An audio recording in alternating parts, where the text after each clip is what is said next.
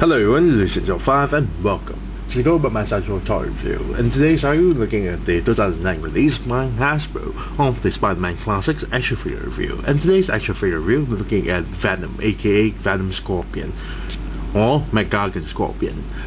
Now, I got this straight at a toy shop near my work area for $49.90. I was quite surprised to actually stumble upon this near my work area, which actually sold at retail pricing. Funny thing is, near my area where I stay, there's a toy shop, a Sculpt toy shop, of course. The one I bought the Cyborg Superman with the missing body part.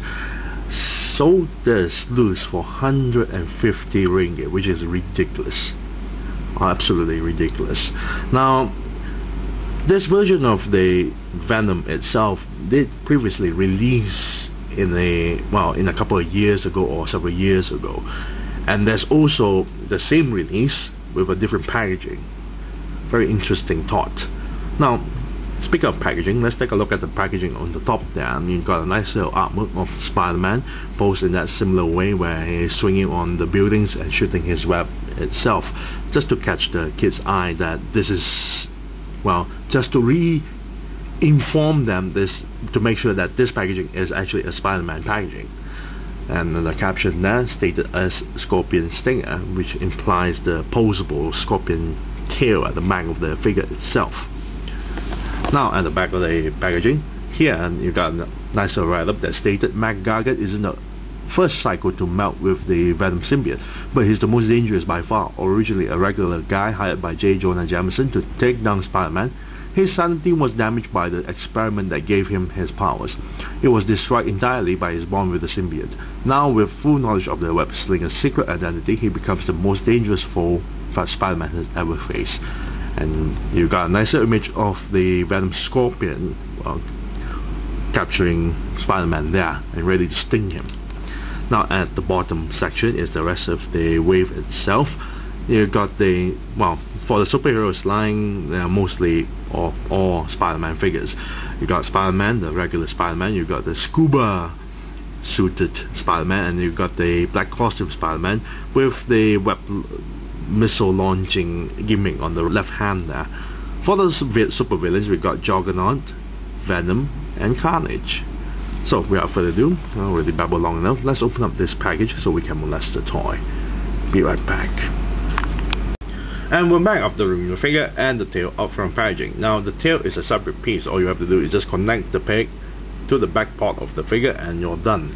And since the figure doesn't come with any accessories, we'll take a look at the figure's paint job. Now, majority of the black you notice here is not painted, it's just pure plastic. However, there are some purple highlights, especially on this section here at the upper bicep, a side of the upper bicep, the top part of the body itself. And so in this section here, it's highlighted with a little bit of purple. You're hardly able to see it unless you, well, shine it with a bright light. The torso here is painted nicely with the spider logo with no paint smudges, so that's a good sign there. The head is nicely done, especially on the eyes there. You can see it's painted in white and red eyes, but on the other side you'll notice it's not properly painted. Some of the black starts to show up. The fangs is painted, but the gums are nicely done, except also from the same side you notice the pink colored paint job also smeared onto the top part of the lips, so it's not really well done. The tongue is also nicely painted because you get to see all the way inside of the tongue itself, nicely painted with all the details as well. You can see that. Very nice. Now, that's all with the paint job. Let's take a look at the figure's sculpt. We'll start with the body first, then we'll move on to the tail and the head.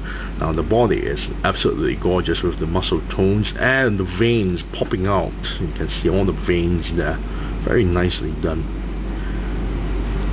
And you can see the details being put onto the forehand, claws, and the palm itself.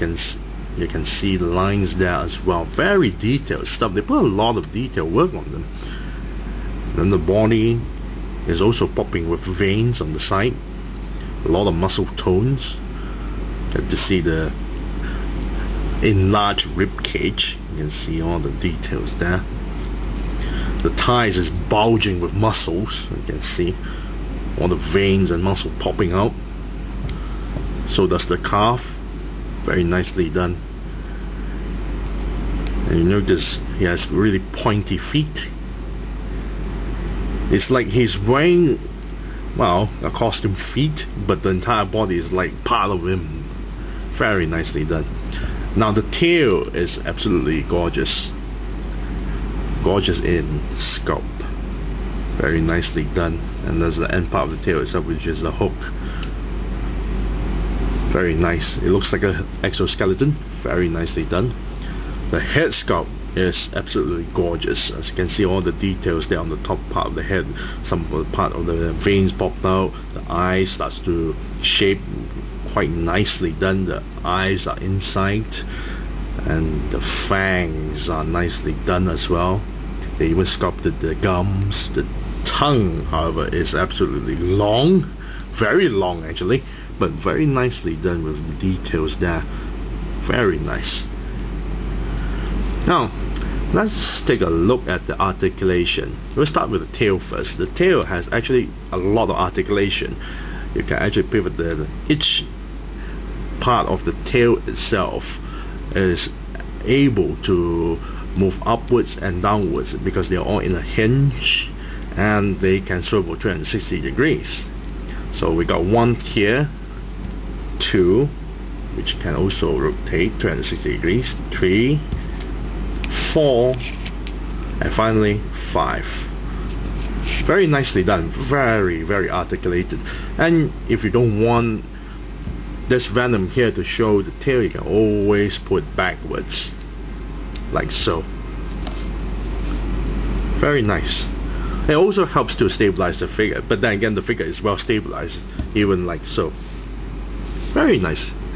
Now that's the tail. Let's take a look at the torso here. The torso actually can pivot back and forward a little bit, not a lot, but can also swivel 360 degrees. Then he also comes with a waist joint that also swivels 360 degrees.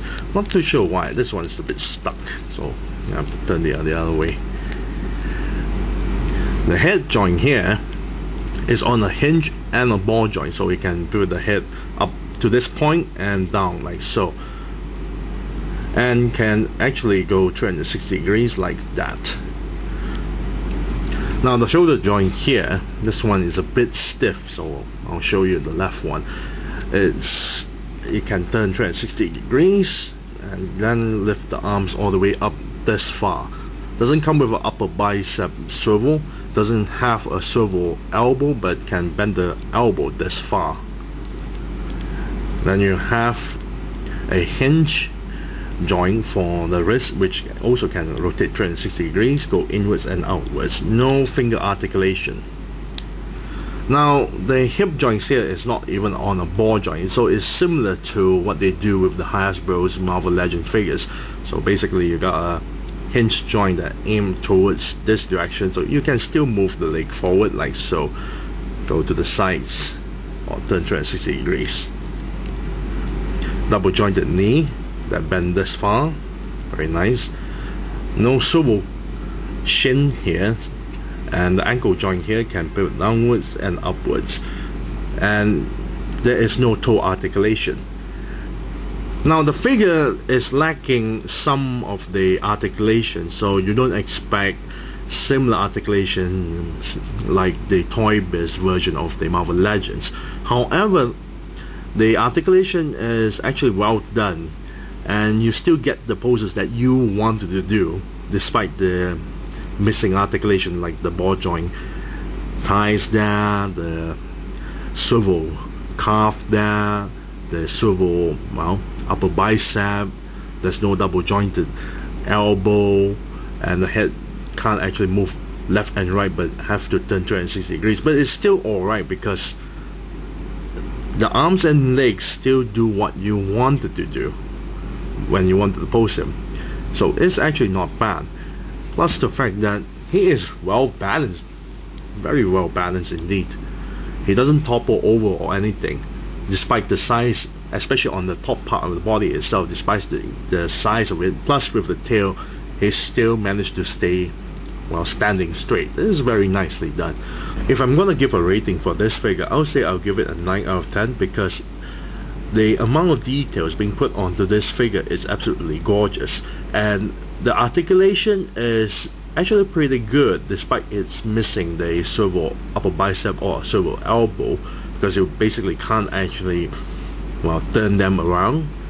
And the thigh section there and the shin, despite that it doesn't have a swivel joint there, it's still alright. Plus the fact that the figure is quite stabilized and he's still standing very nicely done, despite that he's quite top heavy actually. Plus with the tail at the back there. So he can still stand quite properly, even if you want to pose him in whichever position that you want him to do, he can still, well, stand properly. Now the hands, despite that it doesn't have any articulation at all, he can still grab any figures, well, let's say, Spider-Man there, because he's skinny enough.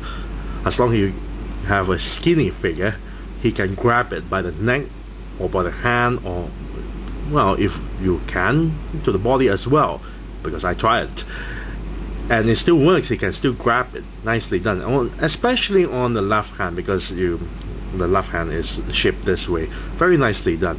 So 9 out of 10 for Venom Scorpion here. I thank you all for watching. This is Lucy 05 and I'm signing off.